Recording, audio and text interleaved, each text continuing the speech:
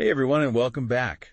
Today we're going to be diving deep into something that I think pretty much all of us struggle with from time to time. Yeah.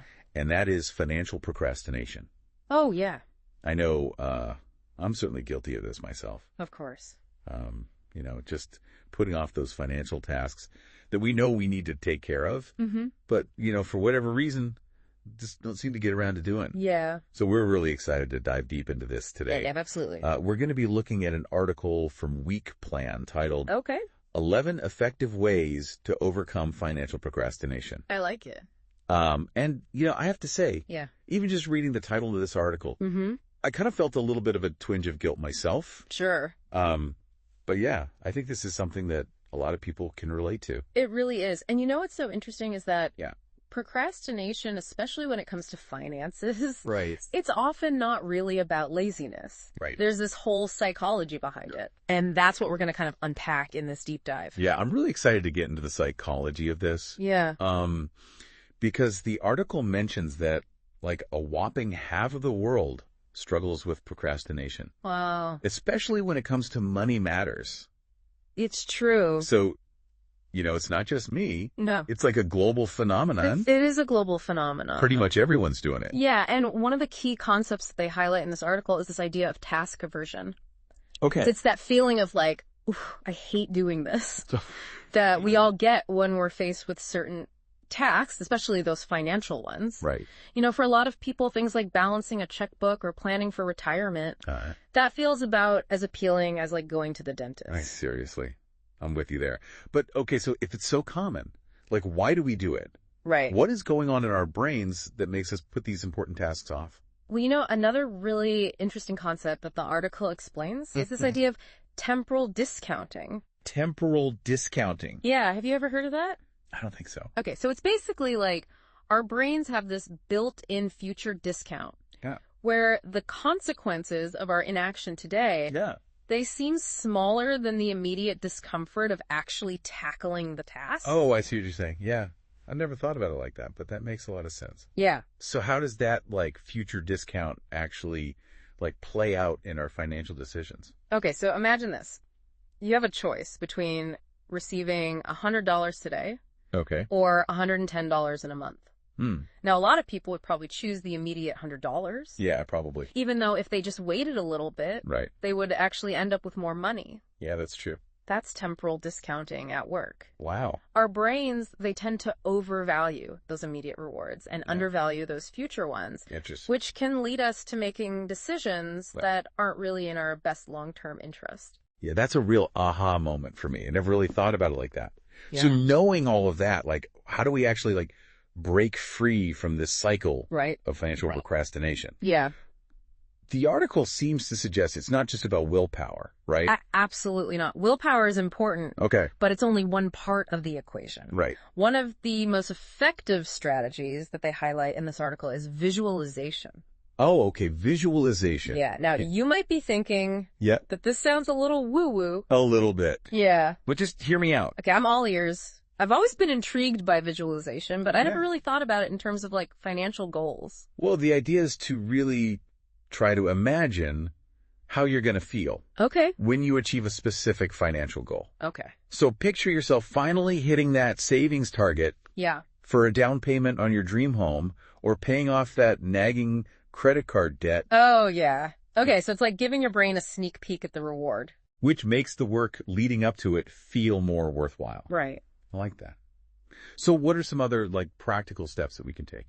Well, the article also emphasizes the importance of creating an environment that's really conducive to productivity. So think about it. Yeah. How likely are you to actually sit down and tackle your budget in a cluttered, chaotic space? Probably not very likely. Exactly. A clean and organized workspace. Yeah. It can actually increase your focus and productivity by 15 to 25%. Wow, that's significant. I've always believed in like the power of a tidy desk. Yeah. But I never knew it could actually have like a measurable impact on my productivity. Yeah, it's pretty amazing. It's not just about like clearing away the physical clutter. Right. It's about creating a space where you actually feel motivated to work on your finances. Exactly. It's about setting yourself up for success. Okay. Minimizing distractions. Yeah. And creating an environment that feels positive and inviting. I like that a lot. This is all making a lot of sense to me. Good. But sometimes even with like the best intentions and a clean workspace, we can still feel really overwhelmed by those like big financial goals. Of course, and that's where the chunking technique comes in. Okay, chunking. Yeah, this is one of the most powerful tools that the article offers. Okay. And it's all about breaking down those large, intimidating tasks. Right. Into smaller, more manageable steps. Okay. So instead of staring down the barrel of saving, say, $6,000 for a vacation, you break it down into saving maybe $500 a month. Right. Okay.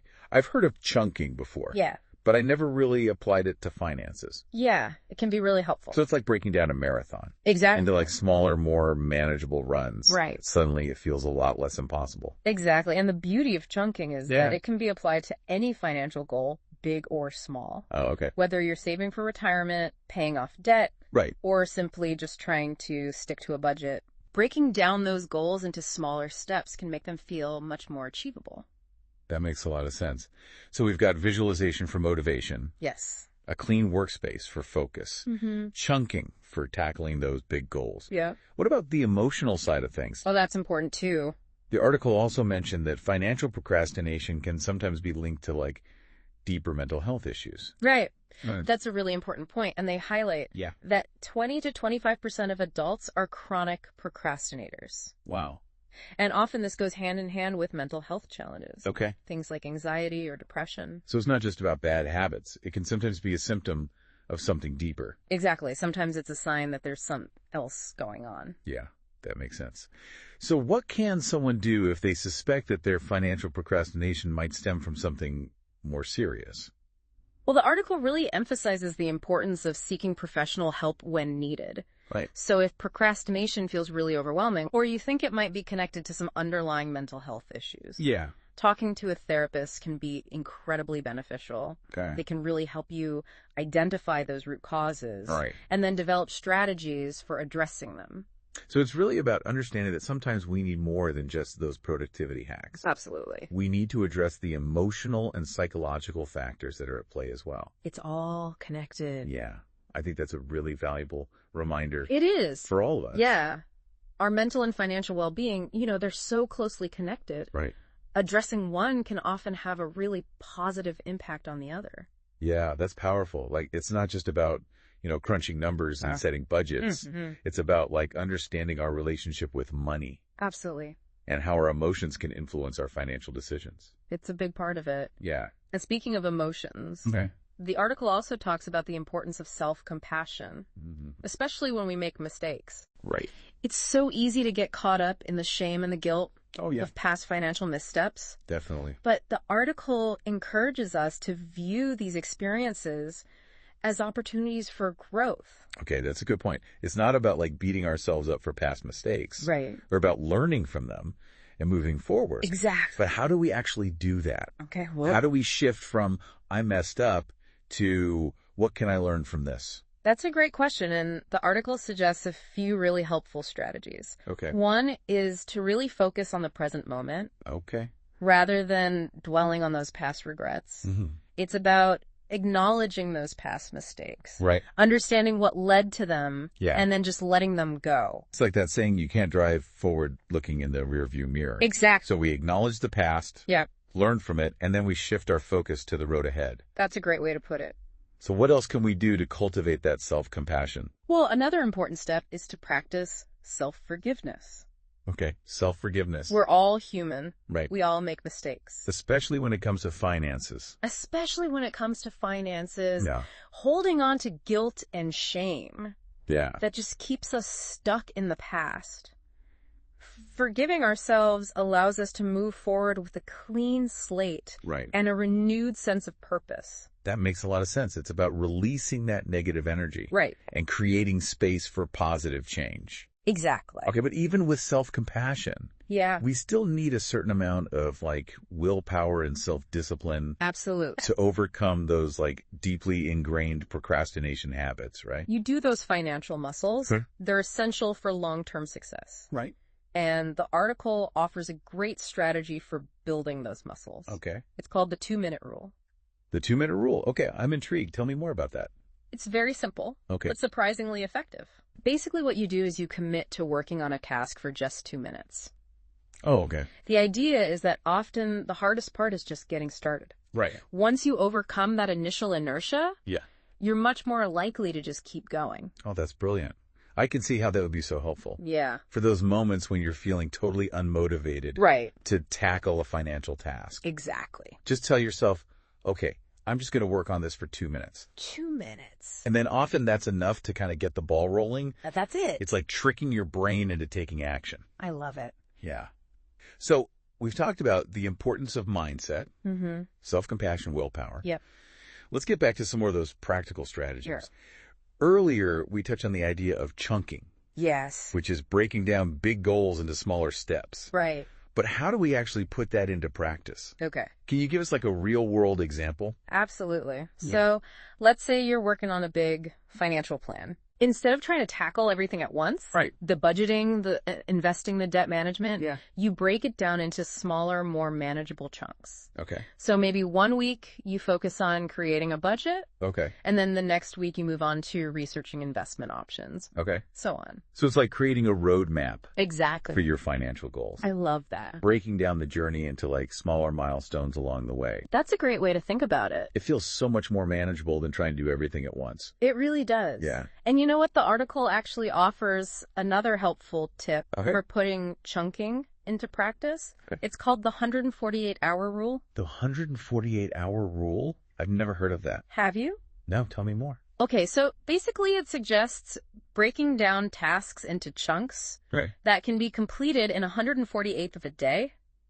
which is basically 30 minutes. Okay. So even the most daunting financial tasks can be tackled in manageable bite-sized pieces. That's a great idea. It's like the Pomodoro technique for finances. It is. It's the same concept. Yeah. And speaking of the Pomodoro technique, the article also mentions that as a helpful tool for staying focused. It is. It seems like all these productivity strategies are like interconnected. They really are, and that's what makes this article so valuable. Right. It's providing a really holistic approach to overcoming financial procrastination. It addresses not just the practical tactics, but also the mindset shifts that need to happen. Yeah, it's not just about checking things off a to-do list. Right. It's about like creating a sustainable system for managing our finances. I agree. In a way that feels empowering and aligned with our values. And that brings us to another really important point that the article highlights, and that is the importance of accountability. Accountability. Having someone to share your goals with, someone who can check in on your progress and offer support, that can make all the difference. That's so true. It's like having a workout buddy. I love that analogy. Yeah. But for your finances, it's so much harder to like skip a money saving session when you know that someone's going to ask you about it. Exactly. But who should we choose as our accountability partner? Well, it could be a friend, a family member, a financial advisor, really anyone who you think can help you stay on track. Okay. And motivated. And it's important to remember that accountability isn't about shame or pressure. That's a good point. It's about having a support system in place, someone to cheer you on and help you stay motivated. Exactly. When those old procrastination habits start to creep back in. Because they will. Yeah, they do.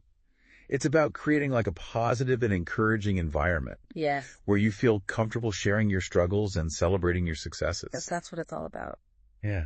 You know, one thing that really resonates with me is this idea that overcoming financial procrastination isn't about like achieving some mythical state of perfect financial zen. Of course not. It's about like making progress one step at a time. It's a journey. Yeah. There will be setbacks along the way, but the key is to just keep moving forward. Right. Even if it's just in small increments. And to celebrate those small victories. Yes. Because every step that we take absolutely towards greater financial well-being deserves to be acknowledged. You deserve to celebrate your wins. Yeah, we need to give ourselves credit for the effort.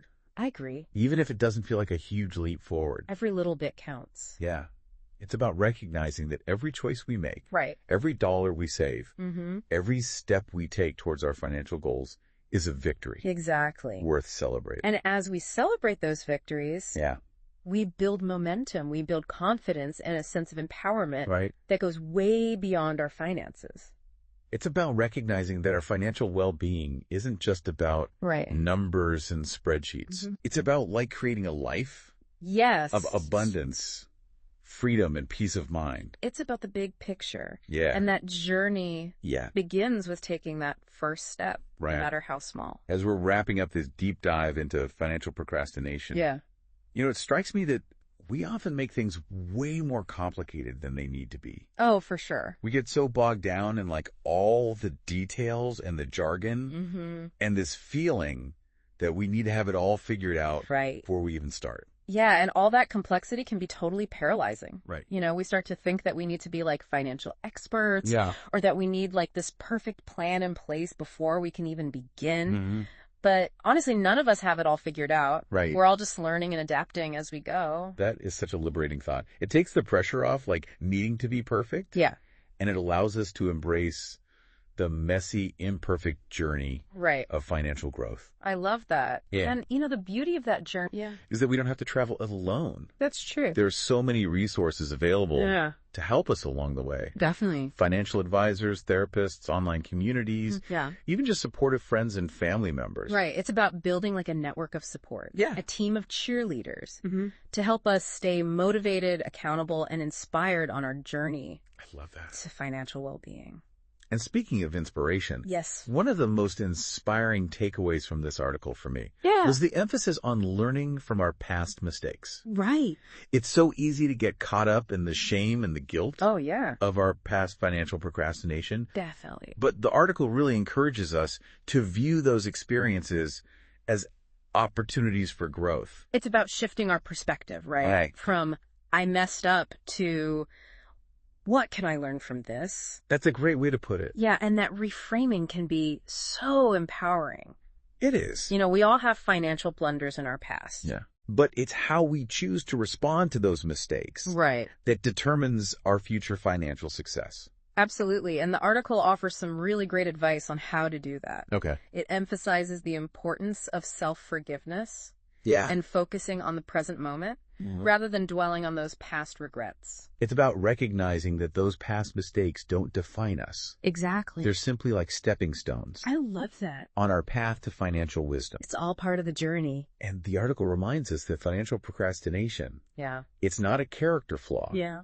It's a habit. It's a habit. And just like any habit, right, it can be broken. Absolutely. With the right tools and techniques. And one of the most powerful tools, as we've discussed, is simply taking action. Right. Even if it's just one small step.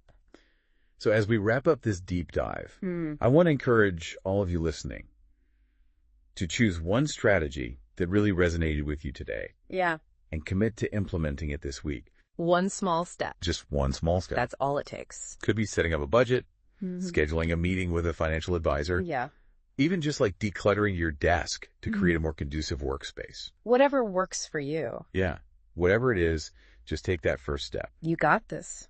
And remember, we're here to support you every step of the way. Absolutely. So keep exploring, keep learning, and keep diving deep into this fascinating world of personal finance. Until next time, happy saving, investing, and conquering those financial goals.